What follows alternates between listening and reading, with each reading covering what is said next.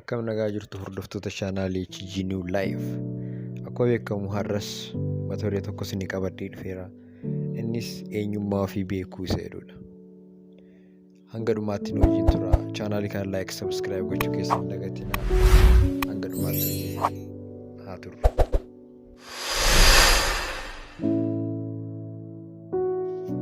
Keessa ofii hubachuu fi jireenya keessatti faayidaa yaaduu qabu. Jireenya dhala namaa keessatti wanti dursi kennamuufii qabu barbaadanii of argachuudha. Namni tokko of argachuu yoo baate malee hojjetee akka itti milkaa'u hin beeku waan ta'eef bara jireenyaa isaa guutuu akkanumaan itti dadhaba. Anis hojii hojjedhe kanatti kan milkaa'e ergan of argadheedha. Of argachuu koo immoo kanan hubadhe deebii uummanni hojii koo ilaalee naaf kenne irratti. Kitaabonni xiinsammuu hedduun mataa ofii barbaaduu argachuun maal akka ta'an bal'inaan ibsaniiru. Akkamitti akka of argattus gorsa adda addaa kennu. Ani garuu kana ilaalchisee yaadni ani qabu kan armaa olii irratti adda akka ta'e akkanaa hubattuu barbaada. Akka ati beektu kana barbaadu eessa akka jirtu otoo hin ta'in eenyu akka taatedha. Maal jechuu barbaade yeroo naan jettu nan dhaga'a. Wanti ani jechuu barbaade immoo namni eessaa barbaade of argata. Akkamitti ofii of barbaada. Namni kun of argateera yeroo jedhan naaf hin galu. Namni kun of hubateera yeroo jedhan malee. Garee eenyummaa keetti yommuu dhufu ati uumamni haala ajaa'ibaa ta'een kan uumamtedha. Jijjiiramte immoo jijjiirama fiduuf itti yaadamtee kan hojjetamtedha. Akka warri saayinsii hubatan jedhanitti yoo ta'e wanti ani waa'ee keef armaan gaditti tarreessu kuni dhugaadha. Isaanis kana eegaa dubbisee booda hammam haala nama ajaa'ibuun akka uumamte hamma tokko ni hubatta jedhee abdadha. Na hordofi.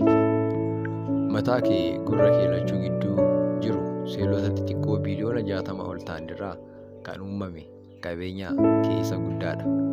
Jijjiiramaaf meeshaalee ati itti fayyadamtu keessaa inni guddaan sammuu keeti. Hamma sitti fakkaatu caalaa dandeettii yaaduu fi yaadachuu qaba. Barreessaan beekamaa Riik Waarin jedhamu kitaaba isaa baay'ee jaalatamaa kan The Purpose Driven Life jireenyi kaayyoo hoogganamu jechuun afaan Oromootti hiikee kan maxxanse jedhu keessaa akka ibsetti sammuun nama tokko qofti odeeffannoo qabatamaa yookaan dhugaa ta'e tiriliyoona 100 kuusuu danda'a. Sekondii tokko qofatti murtoowwan adda addaa 15,000 kennuu ni danda'a. Amantus dhiistus dubbiin kun dhugaadha. Sammuun namaa hamma kana odeeffannoo kuusuu fi yaadachuu ni danda'a taanaani namoonni baay'ee maaliif waan amma dhagaan amma kana irraanfatu ree jettee yoo na gaafatte sittiin dheekkamu dhugaa qabda. Anis akkuma kee wanta taajjabe baay'ee qaba. Akka fakkeenyaatti mudannoo dhiyoo kana abbaa manaa fi haadha manaa tokko mudate sitti hima. Nan yaadadha guyyaan isaa sanbataa ganama ture. Abbaan manaa fi haadha manaa tokkotu hamma gabaa ga'utti bo'icha naannoo isaanii ture tokko deemuuf manaa ba'u. Xiqqoo erga deemanii booda haati manaa dibaabee ishee akka irraanfatte yaadattee deebitee hamma ishee mana fudhattee akka inni ishii eeguuf abbaa manaa heeyyama gaafatte. Namichi siluma akka jarjaraa wayiitti itti dheekkama. Ati hamma yoomitti qalbii dhabda? Yeroo hundaa waa irraanfachuu kana yoom dhiifta laata? Anoo ammoo gaaf tokko ofuma keeyyuu of irraanfatta na jalaa badda laata jedhee yaada'utti jira. Maaltu akka yaadi kee si balleesse wallaale? Amma waan fadhiifuu asuma dhaabbadheen si eegaati deemi fidhadhu koottu jedhee erga itti dheekkame booda haati manaa gara manaatti deemsa jalqabde. Yeroo ishee xiqqoo achi hiiktu ishee waamnani waan inni jedhu dhaga'uuf gara isaatti galagalte. Maalitti himuuf laata jettee gara keetti suuta jedhee hin jarjarin, anis jedhe abbaan manaa, anis haguuggii mataa koo irraanfadheera, dhufeeti achuma naa fidi koottu. Isheen silaa akka isaa miti moo ofumaa natti dheekkama malee atis naanarraa hin jirtu ittiin jettee garaa dhimma ishee deemte. Amma ani maal siin jechuu barbaade? Anii fi ati maal haasa'aa jirra? Anumtuu waan gochaa jiru irraanfadheera taanaan yoo baastee natti hin mul'anne baate garaa keetti wanti ati naan jettu nan tilmaama. Atis jara fakkeenyaa fudhatte sanarraa hin fooyyoftu akka kootti ni jarjarte. Ani kaayyoo kaaniif hin daganne of barbaadaa jira otoo hin taane of beekuu jira. Egaa rakkinni namootaa waa dafanii irraanfachuu rakkatanii irraa jireessi dadhabbii sammuu isaanii otoo hin taane haalatti fayyadama sammuu isaaniiti. Dhalli namaa hanga ammaatti dandeettii sammuu isaatti baay'ee akka hin fayyadamne namoonni barumsa fagaatanii qorataa ifa erga taasisanii bubbulaniiru. Albert Einstein yeroo tokko dandeettii yaaduu sammuu koo harka 100 keessaa 25 qofa waanan fayyadame natti fakkaata jedhee ture. Hayyuun William James jedhamu akka ibsetti immoo yoo ta'e giddu galeessaan ilmi namaa parsantaa 10 hanga 12 qofa fayyadama. Kana jechuun sammuun ilma namaa hedduminaan hojii isaa otoo hin hojjetin akkuma waliin dhalate walumaan du'aa jechuudha.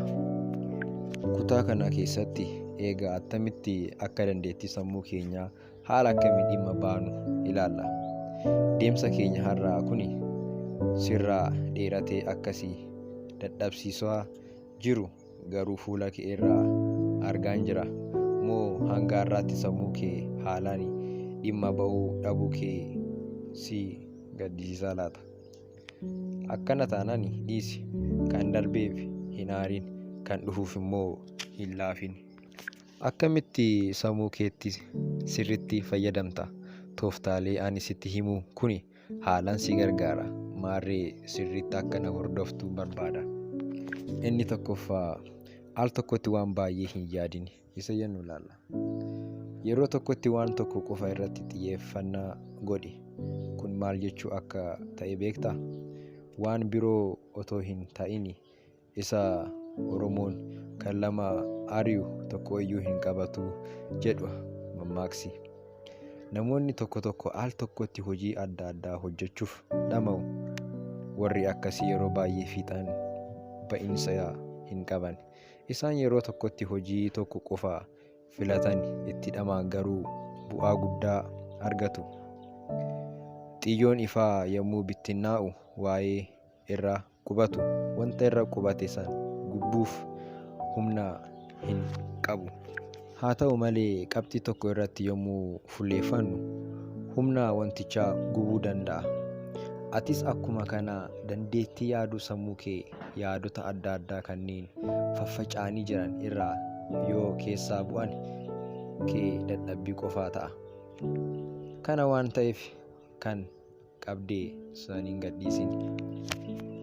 Namoota gurguddoo addunyaa kana irra jiraachaa turanis ta'e warra amma jiraachaa jiran kanneen argannoowwan gurguddoo argatan baay'ee isaanii seenaa isaanii yoo qoratan hojii hojjechuu barbaadaniif qalbii isaanii guutuu kennanii hojjetu. Atis waan hedduu hojjechuuf of dadhabsuu mannaa waan muraasa irratti xiyyeeffattee haala gaariin hojjedhu. Walumaa galatti yaada kee akka dhimma baasuu yoo barbaadde walitti qabadhu. Inni lammaffaan immoo sagantaadhaan yaadi isa jedhudha. Hojii kamiyyuu hojjechuuf sagantaa yookaan karoora akkuma barbaachisu hundaa yaaduunis karoora barbaada. Kana jechuun sa'aatii 24 guutuu yaaduudhaan sammuu kee dhiphisuu si'i irraa hin eeggamu jechuudha. Yoo akkas ta'e maraatummaadha. Maraatummaan maal inni? Maraatummaan jechuun dhiphina sammuu kan bakkeetti ba'ee afaaniin dubbatamu jechuudha. Mee yaada kana karaa biraan si ibsuuf haa yaalu. Mataa kee kana akkuma qaamota kee isaan kaanitti yaadi. Fakkeenyaaf harka kee kan fayyadamtu yeroo hundumaa otoo hin taane yeroo fayyadamu si barbaachisu qofa. Kanaati ittiin nagaa nama gaafattu yeroo nama nagaa gaafatu argu qofa. Kanaati ittiin nyaattu yeroo nyaata argu qofa. Qaamota kee isa kaanis baay'ee isaanii kan itti fayyadamtu yeroo barbaachisaa duwwaadha. Mataa kees akkuma kanatti fayyadami jechuu kooti. Waan yaaduu filadhu, yeroo itti yaaddus filadhu. Qorannoowwan saayinsii akka mirkaneessanitti namni tokko guyyaa tokko yaadota adda addaa 60,000 ol yaada. Wanti nama gaddisiisu garuu yaadota kanneen keessaa baay'ee isaanii kan isaa fayyadan otoo hin taane kallattiidhaanis haa ta'u al-kallattiidhaan kan isa miidhanidha. Keessumaa biyya keenya keessatti karooraan yaaduun baay'ee waan hin baratamnedha. Namoonni hedduu yeroo malee callisanii yaadu. Namoota harka isaanii raasaa deeman hedduu argina. Barreessaan tokko akkas jedhe nan yaadadha. Saayintistoota baay'ee waan haaraa hojjechuu kan dadhaban yaaduu dadhabuu isaanii irraa kan ka'e otoo hin taane yaaduu dhiisuu dadhabuu isaanii irraa kan ka'edha. Yeroo itti kenname yaaduu dhabuu. Maarree waan gochuuf siif ta'u waan beekte natti fakkaata. Sagantaan qopheessi. Torbee tokko keessatti guyyaa meeqan yaaduu qaba? Guyyaan filadhe kana keessatti sa'aatii meeqa yaaduu qaba? Kophaa kootti bayyanadhee yaaduuf bakka mijataa jeequmsa hin qabne eessa? Hunda caalaa immoo waa'ee maalii yaaduu qaba jettee erga of gaafatte booda gaaffilee kanaaf deebii sirraa kennu yoo dandeesse sammuu kee sirriitti fayyadamuu dandeessa. Akkam wanta ani jedhu kun siif liqinfamaa jira? Jabaadhu. Yoo amma siif galuu baates oolee bulee siif gala. Inni biraa immoo yeroo ati hojiif qabdu amma qofa ta'uu hubadhu. Yeroo hubachuu laalchisee namoota gosa sadiitu jiru. Tokko tokkoon haa ilaallu. Inni tokkoffaa har'a keessa ta'anii kaleessaaf warra jiraatan. Kana jechuun maal jechuudha? Yeroo hedduu wanta darbe qofa yaaduu jaalatu. Baroota dabarsan keessatti wantoota isaan mudate gaaris ta'e hamaa irra deddeebi'anii isuma buusanii baasu. Haasaan isaanii haasaa waa'ee waan darbeeti. Yoo kaleessa jireenya gaarii kana amma irraa fooyya'uu jiraachaa turan ta'a. Dur illee akkana turreeka jechuun akka waan sammuu isaanii hojjisiisanii har'a isaanii jijjiiruu hin dandeenye komachaa jiraatu. Kanneen akkanaa kun namoota yaadannooti. Namoonni garee kana keessatti ramadaman yeroo hundumaa waa'ee waan darbe yaaduu waan ta'eef sammuu isaanii tasgabbii wanta haruuf ta'uu yaaduun akka hin danda'amne carraa hin kennaniif. Ati akkana hin ta'in. Amma wanta si darbe hin jiru kaayyoo qabaannaan ni qaqqabda. Waan darbe duwwaa alaala gurra hin jiraatin. Hayyee tolee waan jetteef galatoomii. Inni lammaffaan warra har'a keessa ta'anii kan boru jiraatan. Namoonni garee kana keessa jiraatan immoo waa'ee wanta boruu ta'uu malu, waa'ee har'a keessumaa waa'ee yeroo ammaa kana quba hin qabnedha. Warra isaanii waan fedhi iyyuu haa ta'u isaatti dhimma hin qaban. Wanta garaan isaanii hawwu hunda sassaabanii yaada of fuulduraa naqan. Gammachuu hundee hin qabne gammadu. Namni abjuudhaan yoo nyaatee jijjiirama akka hin qabne hunda isaanis abjuudhaan waan gatii hin qabne baay'ee fiixaan baafatu. Maasii dirree irraa midhaan calleeffachuu yaalu. Akkuma kana otoo guyyoota dhufanii darban lakkaa'anii har'as jiraachuu dadhabuun sammuu isaanii wanta yaaduu isaaf malu akka hin yaadne taasisuu darbu. dhukkuba kanarraa bilisa ta'uu kee mirkaneeffachuuf siif mala sitti hin fakkaatu? Fuula duraaf abdii qabaachuun gaariidha. Dhalli namaa osoo boruuf abdii hin qabaanne jireenya sababa hin qabaatu. Hammamuu haa rakkatu boruu isaaf rakkina miidhagaa uumee gaaf tokko naaf darba, gaaf tokko waan caalutti darba, kan kana caalu deema jechaa jiraata. Haa ta'u malee abdii ati qabdu hojiisii hiiksisu hin qabu. Boru achumatti si haa eegu.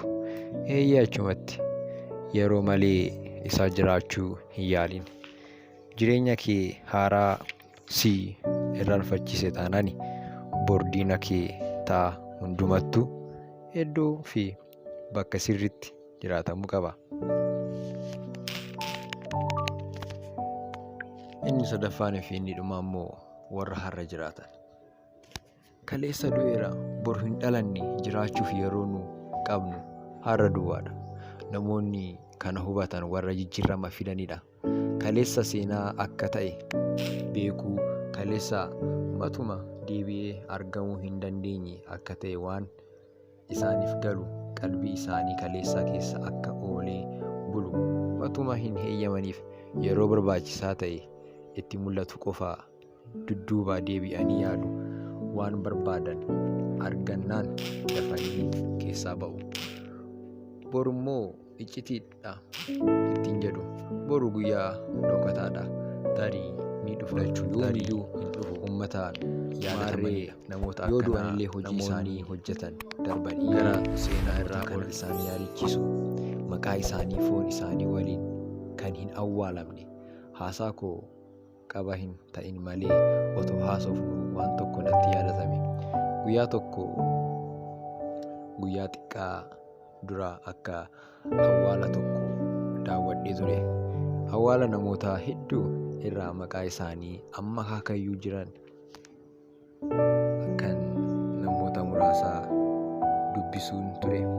Wanta na ajaa'ibe garuu namni ani akka inni lafa kana irra jiraachaa ture beeku tokkollee keessaa dhibu isaati.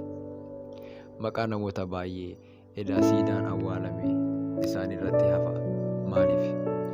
Yoo waan yaadatamuu malu hin hojjenne ta'e maaliin yaadatamu ree? Hedduun isaanii kaleessa isaanii otoo yaadanuu umrii isaanii fixan. Kaan immoo otoo boruuf jiraatanuu barii isaanii darbe. Namni seenaa hojjetuuf garuu siidaa isaa irraa barreeffamuu maqaa isaa hin barbaachisu. Otoo reeffaa allaattii nyaatte iyyuu maqaan isaa jiraatee hafa. Akka naasaa sirraa dheeresse nan beeka ta'ullee na hin uffin. Gorsa koo dhaga'i. Har'aa kee, kaleessa kee yookaan boruu kee hin awwaalin. Yeroo ati jiraachuuf qabdu amma kana qofa ta'uu ishee hin dagatin.